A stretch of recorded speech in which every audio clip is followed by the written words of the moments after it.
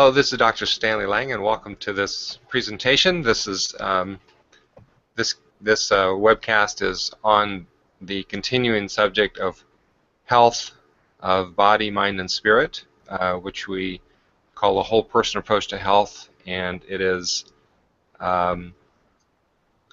focusing on healing chronic stress and how that affects the body directly and indirectly. And so Justin West, who is on the call with me, is going to be having a conversation with me as we sort of go over some of the things that I've been talking about in the last week on this subject of whole person health. So Justin, welcome. Thank you. Good to be here. Good to be. So you had a chance to kind of review some of the video information that I had put out already in the previous 5 days. What kind of questions came to your mind when you were going through that? Well, hang on. I've got a lot of feedback all of a sudden in my ear here. Hopefully it's not translating into the video. Again, live video is always fun, right? I'm getting really loud, high-pitched feel in my ear. I don't know what that is. It might be my internet connection. Anyway, hopefully we'll suffer through it, and hopefully I'm the only one who's going to suffer through it. Well, I was listening to your videos this week, and I know on Monday you had an interesting analogy, which kind of points out something that we oftentimes don't. Sorry, the sound is still going on.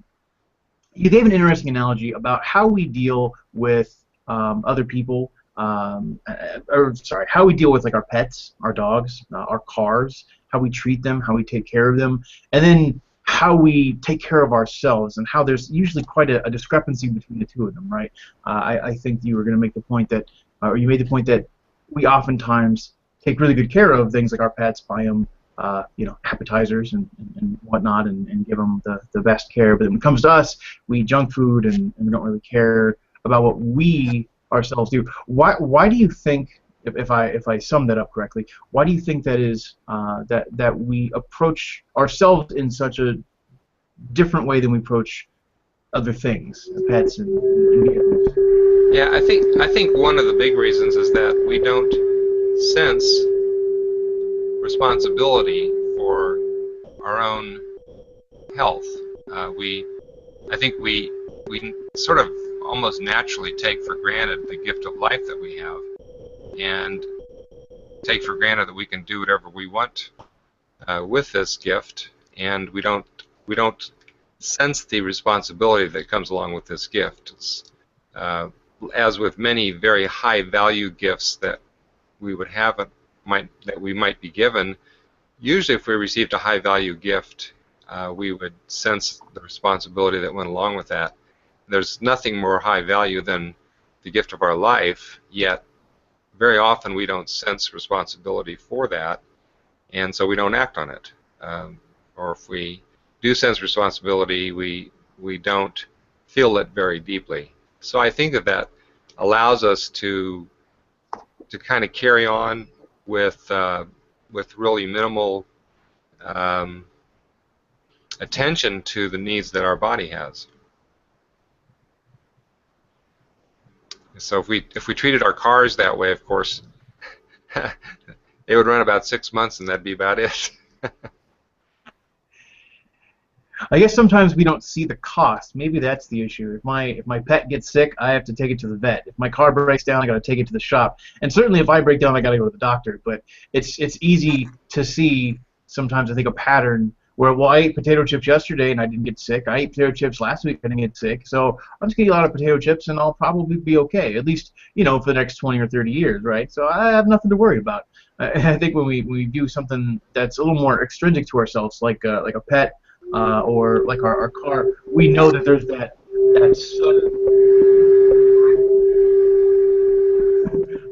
that comes when we don't take care of the thing, right? You have to pay that price, and I think sometimes it's easier for us to suffer through personal maladies, at least my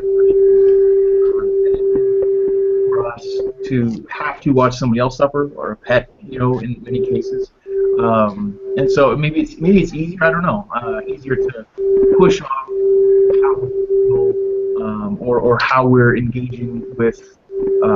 I'm sorry, I'm having a hard time focusing. 'Cause it's really loud in my ear. um, I get this out while I talk, and I'll put it back in. Um, anyway, I think sometimes we have a really hard time with just, projecting the pain. I don't know. I lost my train of thought because it's really threw me off here. But I think it's just interesting that we almost care more about how others feel in certain respects, especially things that are in our charge, things that are in our care, than we do about how we ourselves feel. Anyway, I kind of lost my train of thought there. I apologize for that. Um, what would you recommend? How do we start to treat ourselves better? Well, I think that one of the things that helps behavior change is taking the time to kind of take stock. So a lot of people rush through life without taking stock of what is going on in their lives.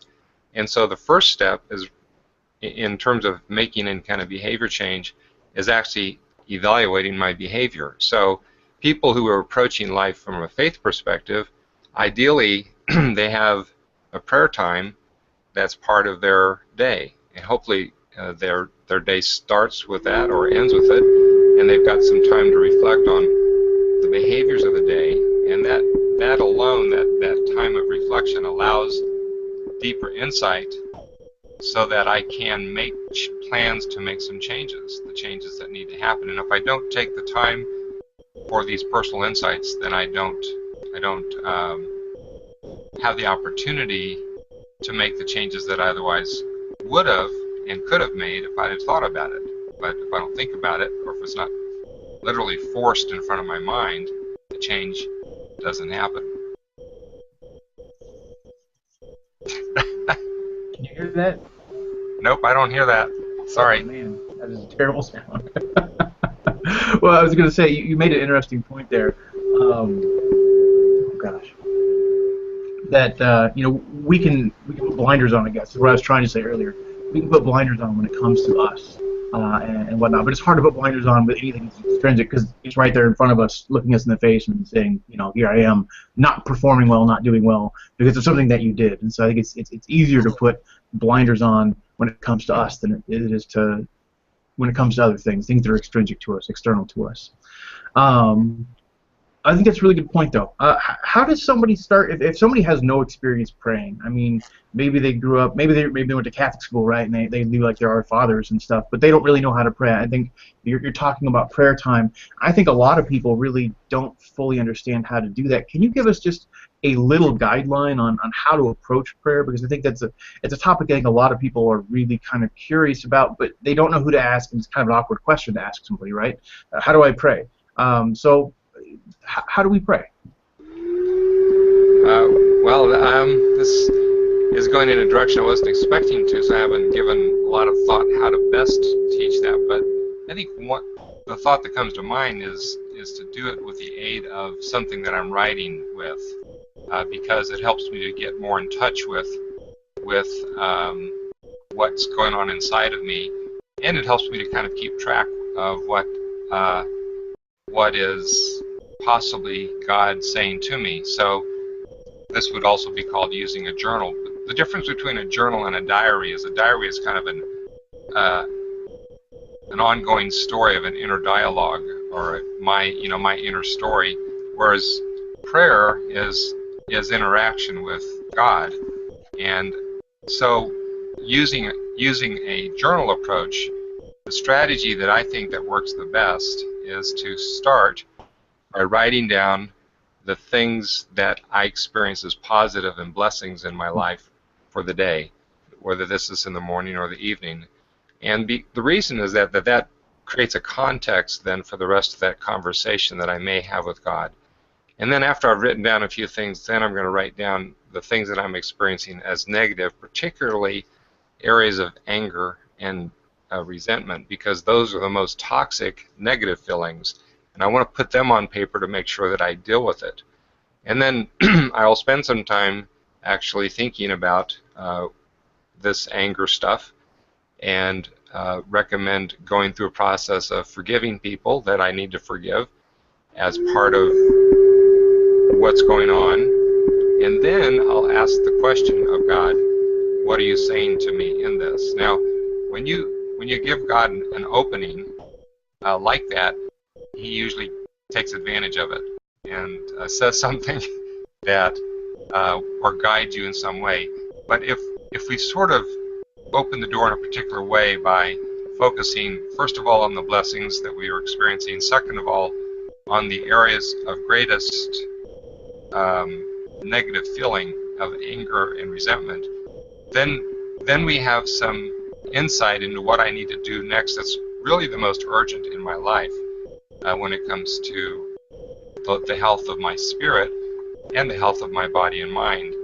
And so then I can write that down, whatever comes to mind, the question, what are you saying to me in all of this, God? I write that down.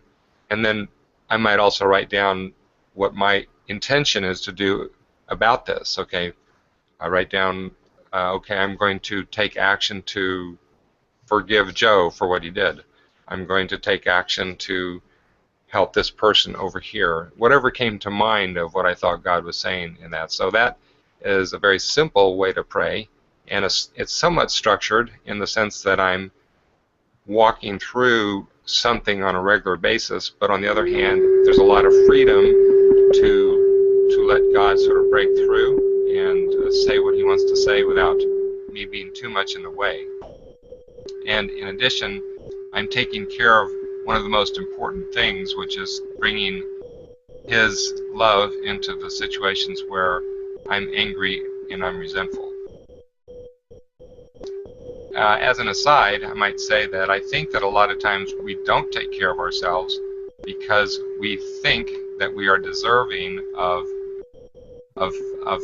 pain coming into our lives because of things we've done. And so by choosing to pray in this way, we can overcome this part of us that sort of believes that I'm not worthy of good things coming into my life. That's a really good point. That's something I think a lot of times we don't really think about. We tend to be very down on ourselves, and I think we do sometimes think that maybe I don't deserve this. Maybe this is just my lot in life. I shouldn't really be trying to go any further than I am right now because I'm just, it's just where I am. So I think it's a really interesting point. So it sounds like what we may need, and you kind of touched on this for the rest of the week actually, was a sense of mercy. So it sounds like what we may need is you're talking about in your prayer life to express this mercy towards others, this forgiveness, but also maybe even to be merciful towards ourselves in some way. How important is mercy? How do we grow in that? Well, mercy is one of the most important attributes of God towards us. So to the extent that we want to be like God, then mercy is absolutely crucial.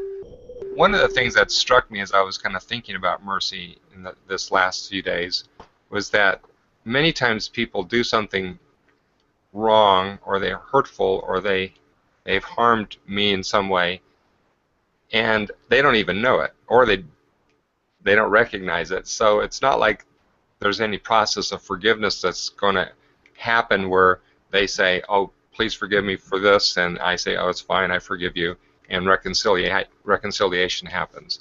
Mercy goes way beyond that and says, whether or not you recognize that you did this wrong thing to me, I forgive you.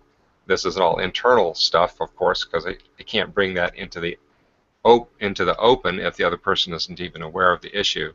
But my willingness to completely let go of the punishment I imagine is deserved, that's mercy, and that's how God treats us. So when we treat other people mercifully, we are much more open to receiving the mercy that God is always extending to us, but which we often are pushing away because we think we don't deserve it. So by making these choices of mercy, then towards others, then that opens us up to God's mercy. In terms of being merciful to ourselves, again, I think that can only happen through this reflective process of trying to understand what is God saying to me day by day, because I'm not going to make any big changes in my life if I don't spend that kind of reflective time. I might choose a few disciplines, such as I'm going to eat better, I'm going to exercise better, but if I don't deal with the inner stuff, for 90% of people, those disciplines fall away within 1 to 3 months because there's too much inner garbage that's holding them back from continuing the discipline.